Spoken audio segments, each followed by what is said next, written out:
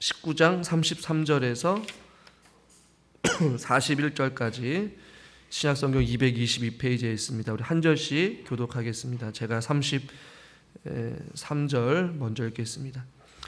유대인들이 무리 가운데서 알렉산더를 권하여 앞으로 밀어내니 알렉산더가 손짓하며 백성에게 변명하려 하나 그들은 그가 유대인인 줄 알고 다 한 소리로 외쳐 이르되 크다 에베소 사람의 아데미여 하기를 2시간이나 하더니 서기장이 무리를 진정시키고 이르되 에베소 사람들아 에베소시가 큰 아데미와 제우스에게서 내려온 우상의 신전지기가 된 줄을 누가 알지 못하겠느냐. 이 일이 그렇지 않다 할 수 없으니 너희가 가만히 있어서 무엇이든지 경솔히 아니하여야 하리라. 신전의 물건을 도둑질하지도 아니하였고 우리 여신을 비방하지도 아니한 이 사람들을 너희가 붙잡아 왔으니 만일 데메드리오와 그와 함께 있는 직공들이 누구에게 고발할 것이 있으면 재판날도 있고 총독들도 있으니 피차 고소할 것이요. 만일 그 외에 무엇을 원하면 정식으로 민회에서 결정할지라. 오늘 아무 까닭도 없는 이 일에 우리가 소요 사건으로 책망받을 위험이 있고 우리는 이 불법 집회에 관하여 보고할 자료가 없다 하고 7조 이에 그 모임을 흩어지게 하니라. 아멘. 수협에 나오신 여러분들을 환영하고 주님의 이름으로 축복합니다. 사람들이 연극장에 모였죠. 바울과 같이 다니는 가이오와 아리스다고도 지나가다가 붙잡고 사람들이 몰려갑니다. 엄청난 많은 사람들이 모였어요. 그리고 크도다 아데미 신전이요 아데미요 라고 외치면서 이야기했습니다. 그러나 그 모임 중에 있는 사람들은 자신들이 왜 모였는지 모른 채 모였다라고 성경은 기록하고 있어요. 어떤 사람은 이런 말을 하고 어떤 사람들은 저런 말을 하면서 혼란과 혼돈 속에 군중에 많은 사람들이 그냥 이유 없이 모였음을 성경은 기록하고 있습니다. 그런데 오늘 33절에 그 사건이 계속 이어지게 되는데요. 유대인들의 무리 가운데서 알렉산더를 권하여서 앞으로 막 밀쳐냅니다. 아무래도 이 알렉산더가 꽤 영향력 있는 아마 사람이었던 것 같아요. 그런데 이 알렉산더가 학자들마다 조금 의견은 다릅니다. 이 알렉산더가 누구일까? 이 당시에 흔한 이름일 수도 있는데 디모데후서 4장 14절에 보면 이런 말씀이 있어요. 구리 생업업자 알렉산더가 내게 해를 많이 입혔으며 주께서 그 행한 대로 그에게 갚으시리니. 바울이 기록한 내용에 이 알렉산더 구리 생업업자가 나옵니다. 그래서 어떤 학자는 바울이 언급하고 있는 바울에게 큰 많은 해를 입힌 사람 중에 한 사람인 이 알렉산더가 오늘 우리가 읽고 있는 이 본문의 알렉산더랑 동일 인물이다 라고 추측만 할 뿐이에요. 정확한 건 아닙니다. 그러나 이 당시 무리들 가운데 아마 알렉산더가 꽤 약간 영향력을 끼치거나 혹은 어떤 학자들의 말에 의하면 말을 굉장히 잘하는 사람이기 때문에 그 사람을 밀쳐낸 거예요. 당신이 가서 좀 이 어수선한 이런 말을 하고 저런 말을 하고 있는 어떤 이 분위기를 한번 좀 휘어잡고 한번 그 모이는 그 사람들에게 이야기를 해봐 라고 서로 등 떠밀면서 알렉산더를 이제 사람들 앞에 밀쳐냈단 말입니다. 그런데 많은 사람들이 그 사람도 유대인이라고 생각을 해서 알렉산더가 말하는 것을 가로막습니다. 그리고 오늘 본문에 보니까 34절에 보니까 크다 에베소 사람의 아데미여 그 신의 이름을 부르고 있는데 오늘 본문의 저자인 누가는 34절에 무려 2시간 동안 그렇게 외쳤다라고 기록을 하고 있습니다. 굳이 이 시간을 기록하고 있는 이유는 무엇일까? 그만큼 이 연극장에 모여있는 사람들의 어리석음을 강조하기 위해 무려 2시간 동안이나 허공에 대고 외치고 있는 이들의 모습들을 보라라는 의미일 것 같습니다. 말씀을 준비하면서 이 2시간이라는 시간 동안 왜 모였는지도 모른 채 죽어 있는 아무 쓸모없는 그 신의 이름을 부르면서 그 자신들의 귀한 시간들을 보내고 있는, 허비하고 있는, 혹은 낭비하고 있는 이 사람들의 모습을 한번 생각해 보기를 원합니다. 그 어떠한 요구도 없이 왜 모였는지도 모른 채 그들의 시간이 지금 2시간 동안 보냈다라는 것이에요. 저도 마찬가지겠지만 앉아 계신 우리 성도님들도 하루하루의 삶, 한 주의 삶, 혹은 한 달의 삶, 올해의 이 삶 시간들을 보면 여러분 빨리 가는 것 같습니까? 더디게 지나가는 것 같습니까? 빨리 가고 있죠. 저도 아직 40대인데 빨리 가요. 여러분은 얼마나 빨리 가시겠어요? 저는 그 시간의 기준을 설교하는 날로 정하거든요. 수요예배 끝나면 그 다음날 새벽 예배 있고, 그 다음날 새벽 예배 끝나면 주일 예배 있고, 주일 예배 끝나면 또 수요 예배 있고, 얼마나 빨리 가는지 몰라요. 설교 준비를 막 계속 해야 되니까. 여러분들은 그 다음날 밭에 가서 일하면 또 그 다음날 가서 또 밭에 일하고 사람을 만나고 반복적인 일을 하지만 무지하게 시간이 빨리 지나간단 말이죠. 저는 더 목회를 하면서, 단독 목회를 하면서 시간이 너무나도 빨리 가는 것 같아요. 이들에게 2시간이, 이 시간이 성경이 기록하고 있단 말입니다. 그래서 말씀을 준비하면서 성경에서 세월이 약하니 세월을 어떻게 하라? 아끼라. 할렐루야. 아끼라라고 말씀하고 있어요. 즉 그 말은 저와 여러분들이 보내는 그 하루의 삶을 어떻게 보내야 될지 우리가 생각해야 된다는 것이. 여러분들은 하루를 어떻게 보내셨습니까? 우리의 삶, 만나는 사람들, 또 우리가 행하는 행동, 행하는 일들, 그것이 하루하루의 삶이 저와 여러분 각자에게 의미가 있다는 것이죠. 그런데 오늘 이 에베소에 있는 수많은 사람들이 연극장에 모여서 왜 살아가야 되는지, 왜 모여야 되는지, 무슨 말을 해야 되는지 각자 하고 싶은 말을 하면서 보냈던 그 시간들, 그렇게 보내는 것이 여러분 보기엔 어떻습니까? 어리석어 보이죠. 왜 저렇게 살아야 되니까? 죽어있는 아무 쓸모없는 그 아담이, 그 에베소에 있는 그 아담이 신을 향하여서 소리를 외치고 있는 그들의 삶, 허무한 것이, 의미 없는 것이죠. 저는 저와 여러분의 하루하루의 삶이 의미 있고 또 가치 있고 또 이왕이면 우리의 삶을 통하여서 주님에게 기쁨이 되어드리는 삶을 살아갈 수 있기를 주님의 이름으로 축원합니다. 지난 시간에도 말씀드렸지만 우리의 모임, 우리의 예배가 하나님 기뻐 받으시는 예배, 하나님 기뻐하시는 모임, 만남이 되어야 된다는 것이죠. 왜 모였는지, 왜 구역 예배를 드려야 되는지, 왜 수요 예배를 드려야 되는지 그 이유를 모른 채 모여서는 안 되는 것이죠. 매주 모일 때에 그 만남과 그 대화와 그 모임이 유익해야 되고, 그 모임에 은혜가 있어야 되고, 그 모임에 하나님의 사랑이 가득 넘쳐나기를 주님의 이름으로 축원합니다. 성령 안에서 함께 지어져 가는 것이죠.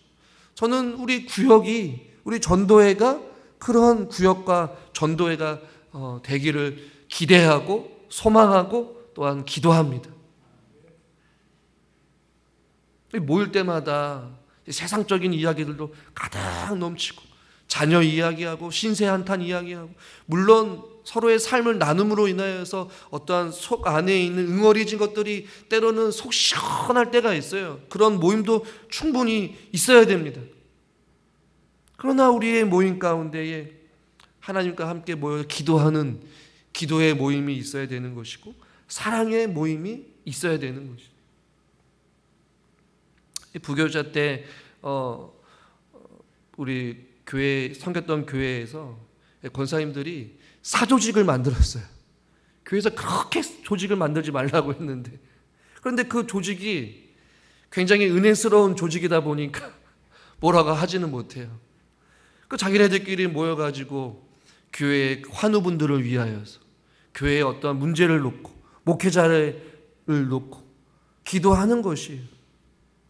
그리고 어려울 때마다 그들이 십시일반 모아서 어떠한 사역에 자기들이 가지고 있는 그 재정을 모아둔 것을 가지고 선한 일에 사역하고, 그 모임의 그 시간들, 그 만남이 단순한 모임이 아니라 교회 안에 부족한 부분들을 채워가고 섬김이 부족한 곳에 그들이 앞장서서 섬기고 그들이 기도하고 교회를 위해, 예배를 위해, 연약한 어떤 성도들을 위해 같이 함께 협력하는 그런 모임들로 구성됐다라는 말이죠.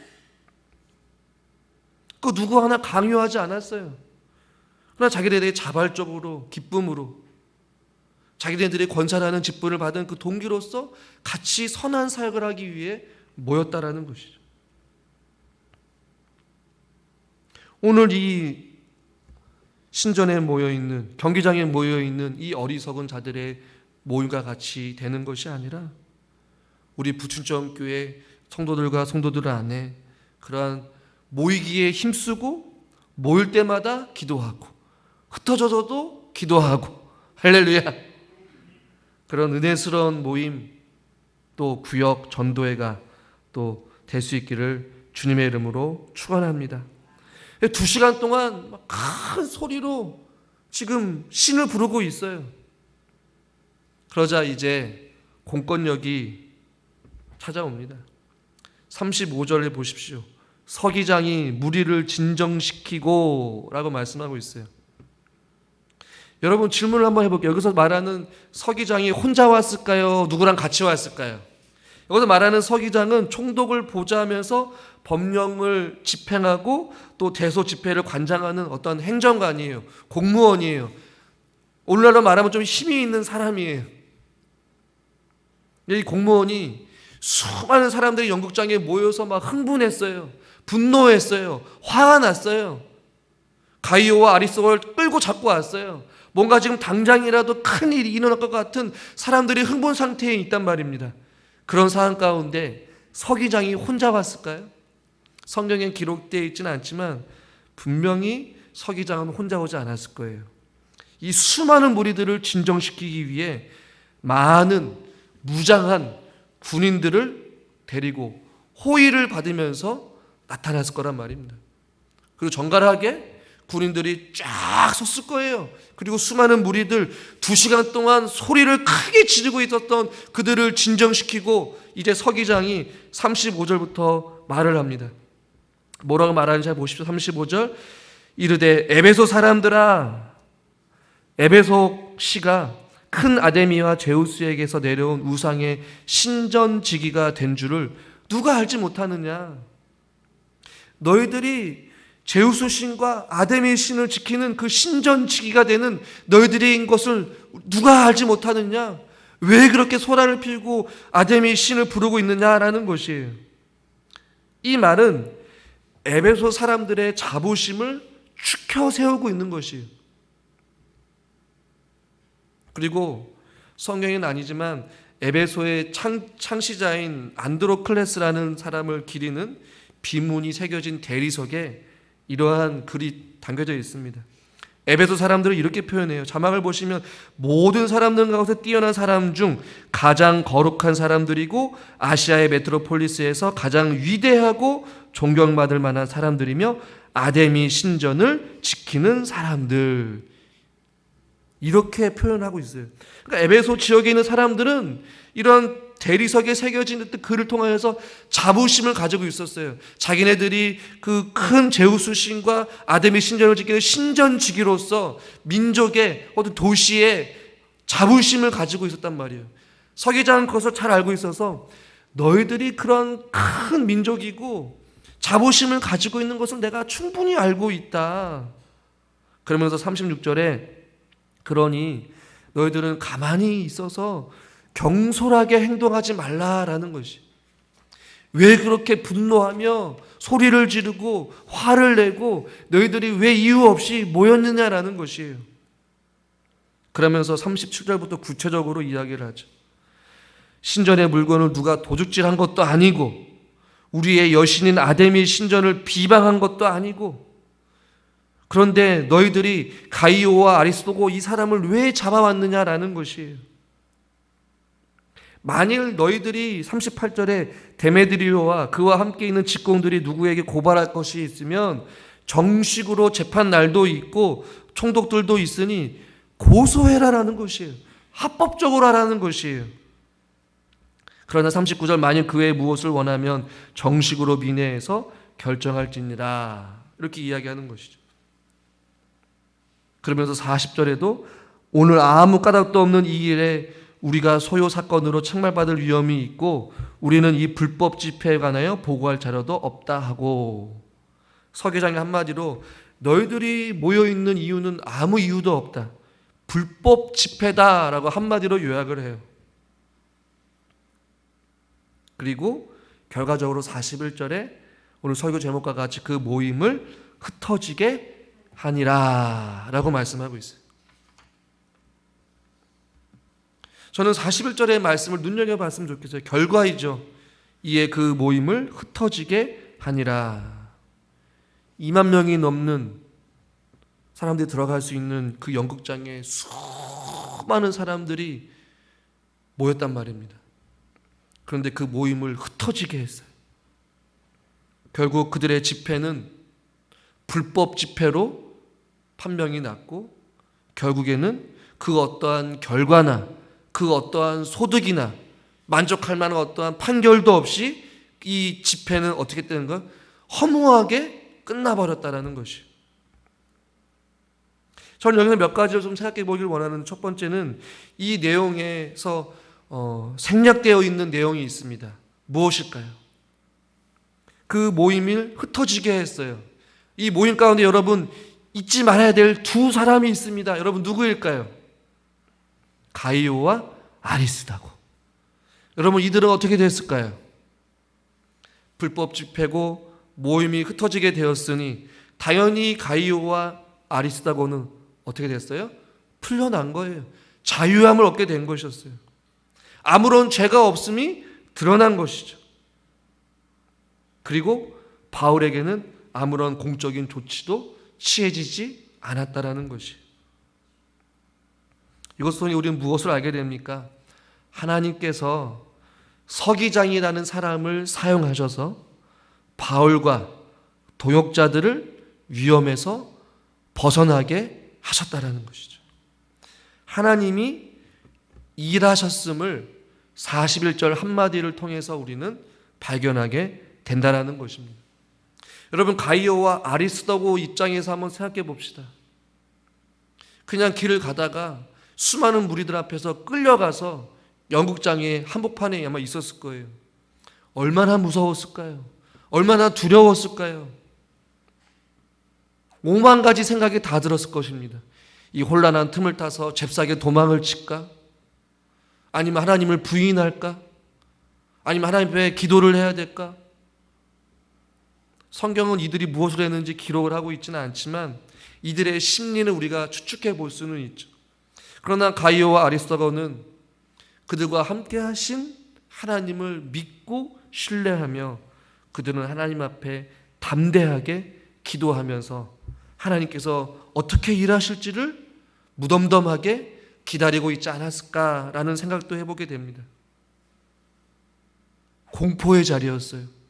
수많은 사람들의 소리가 울려 퍼지고 있었던, 분노했던 사람들 그 사이에서 그들이 할 수 있었던 것은 살아계신 하나님을 의지하는 것.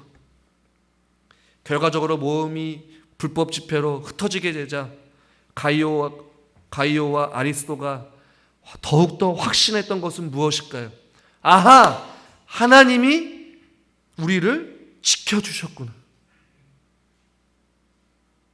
하나님이 우리와 정말로 함께 하시는구나. 더 강한 확신과 더 강한 믿음이 그들 가운데 있었을 것이에요. 하나님의 함께 하심과 하나님이 보호하심을 그들이 직접 몸으로 경험했기 때문에 그들은 더욱더 복음을 전하는 일에 매진했을 것입니다. 피츠 마이머는 이런 이야기를 해요. 소동은 불명예스럽게 무익하며 기독교는 승리한 것으로 보인다. 할렐루야. 소동은 불명예스럽게 무익하게 그냥 끝나버렸지만 결국에는 그 소동을 통하여서 기독교는 승리한 것이. 수많은 사람들이 두 사람을 위하여서, 바울 한 사람을 위하여서 데모를 하려고 했지만 결국에는 그 모임이 순식간에 흩어지게 되는 승리를 허락해 주신 분이 바로 우리 주 예수 그리스도이십니다. 여러분, 하나님은 교회를 또한 믿음의 공동체를 고난과 공포의 자리에서 지키시고 보호하여 주시는 분이십니다. 우리 부춘천교회도, 우리 사랑하는 성도님들도 우리의 공동체를 하나님께서 지금도 지키시고 보호하여 주십니다. 우리는 그것을 잊지 말아야 되는 것이, 고난과 공포와 두려움의 자리가 하나님께서 다 흩어지게 하시고 그곳을 은혜의 자리, 믿음을 확신하는 자리로 바꿔주셨어요. 때로는 우리가 믿음 생활하면서 우리가 손해를 보기도 하고 고난을 당하기도 하고 아픔을 당하기도 하지만 그 자리가 결국에는 우리에게 은혜의 자리요, 우리의 흔들렸던 믿음이 다시 한 번 더 견고하게 세워질 수 있는 그러한 자리임을 여러분 꼭 기억하시기를 주님의 이름으로 축원합니다. 그 자리는 반드시 승리의 자리가 될 것이에요.